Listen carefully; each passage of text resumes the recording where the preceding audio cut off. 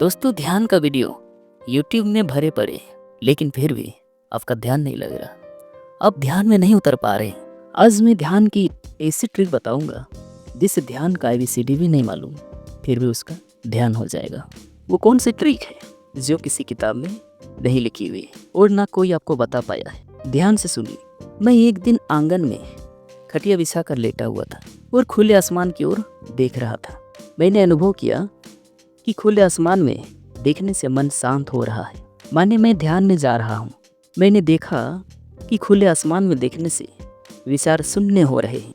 तभी मेरे को समझ में आया कि खुला आसमान हमें ध्यान में ले जाता है। तभी मेरे को समझ में आया कि यही काम झरने का या किसी फल या जलप्रपात का या बहती हुई नदी जिसमें गंदा पानी हो, यानी कि बाढ़ का पानी, इसका भी यही काम होता है। इसमें भी आसानी से ध्यान में उतरा जा सकता है। अगर विश्वास ना हो तो करके देख लीजिए, आपको पता चल जाएगा। ये बात आपको ऐसा लगेगा जैसे किसी प्राचीन ऋषि ने अपनी अनुभूति सुनाई हो। ऐसा क्यों होता है? क्योंकि खुले आकाश को देखने से मन स्वतः स्थिर हो जाता है। ऐसा इसलिए होता है क्योंकि आकाश आकारहीन है, असीम है, उसमें कोई सीमा नहीं, कोई रेखा नहीं, और मन को वही प्रिय होता है जो उसे पकड़ ना आए, जो उसे समझ ना आए।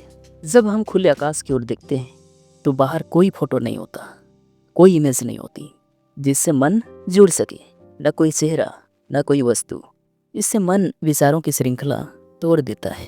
धीरे धीरे मन शून्यता की ओर चला जाता है और यही ध्यान का आरंभ है। बिल्कुल यही बात नदियों, झरनों और बारिश के पानी पर भी लागू होती है। बहते पानी में एक प्राकृतिक संगीत होता है, उसमें कोई कृत्रिमता नहीं होती। उसका प्रवाह मन को बहा ले जाता है और इससे ये बात साबित होती है कि मन का स्वभाव बहना होता है। खासकर जब गंदा या बाढ़ का पानी हो, तब तुम उससे चिपकते नहीं, बस दर्शक बन जाते हो। और यही दर्शक भाव ध्यान की कुंजी है। ध्यान की शुरुआत वहीं से होती है जहाँ तुम देखने वाले मात्र रह जाते हो। ना तुम सोचो, ना तुम पकड़ो। ये तरीका बहुत सहज और प्राकृतिक ढंग से ध्यान के प्रवेश द्वार का काम करता है। मैं फिर से कहूँगा, अगर विश्वास नहीं हो रहा तो करके देख लीजिए। और बात रही ध्यान, कोई विश्वास नहीं, अनुभव की बात है।